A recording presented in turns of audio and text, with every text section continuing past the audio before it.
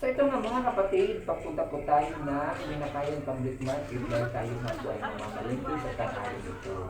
Kasama ko po ang aking apo at ganun din po si Melvin Vlog, kasama ko rin po siya kasi sumama po siya. Kasama ko po ang aking apo dahil wala naman kong pag-iwanan ng bata kasi napasok po ang kanyang mga magulang.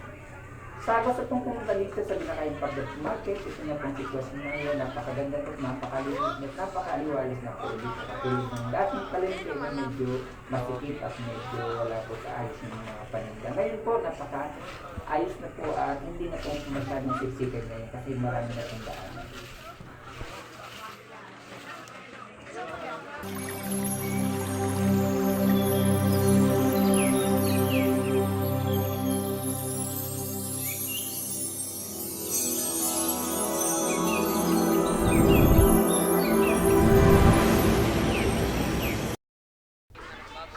Welcome to my YouTube channel, Ricky Urabin Vlog. Paki-like, paki-share at paki-subscribe na rin po ang aking YouTube channel. Ganun din po ang YouTube channel ni Melvin Vlog. Paki-like, paki-share at mag-comment na rin po kayo para updated po kayo sa aming mga susunod na gagawin video. So ngayon nga mga kapatid, nandito po tayo sa palengke ng Binakayang Cavite. Ayan po nakikita nyo na nandito sa may part ng mga nagtitinda ng kami at papunta po tayo doon sa suki ko po. Sa aking bilihan po ng isda. Siya po ang aking madalas bilihan dahil maganda po ang mga quality ng mga isda at masarap na sa bilat ako.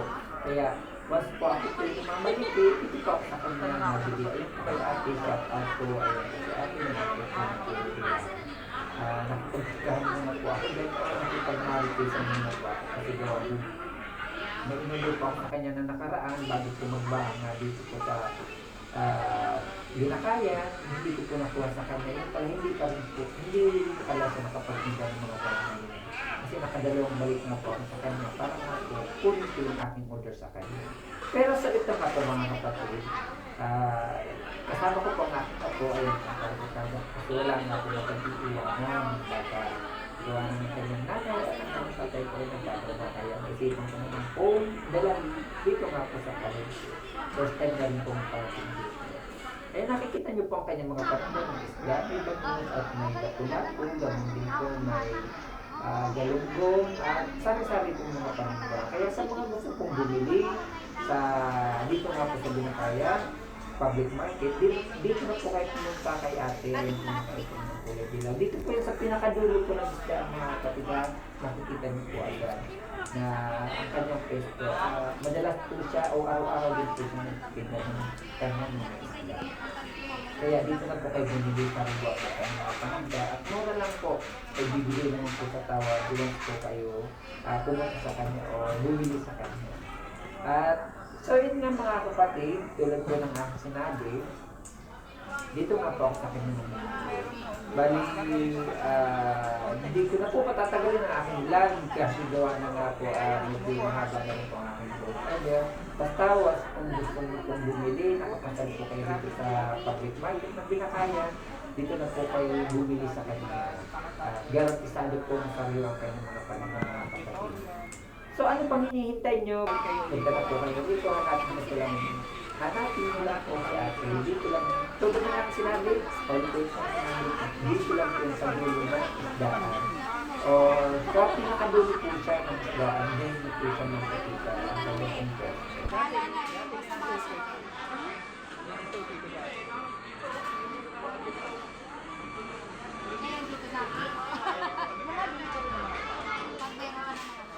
Medyo wala ka reset, meron siya. Isa kasi hindi bihira lang pa kasi.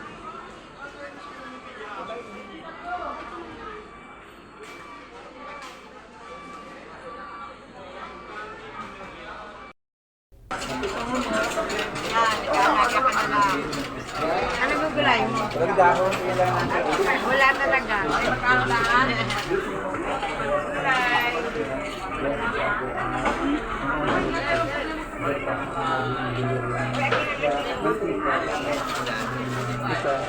Pag nilak yan.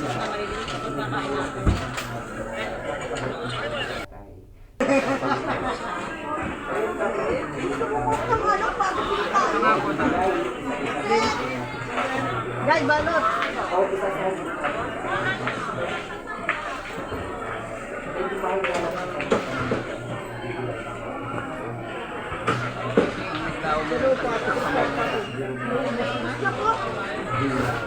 medyo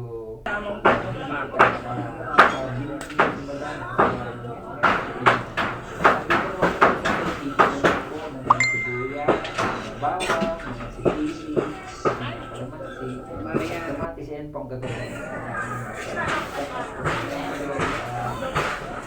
sa mga lugar na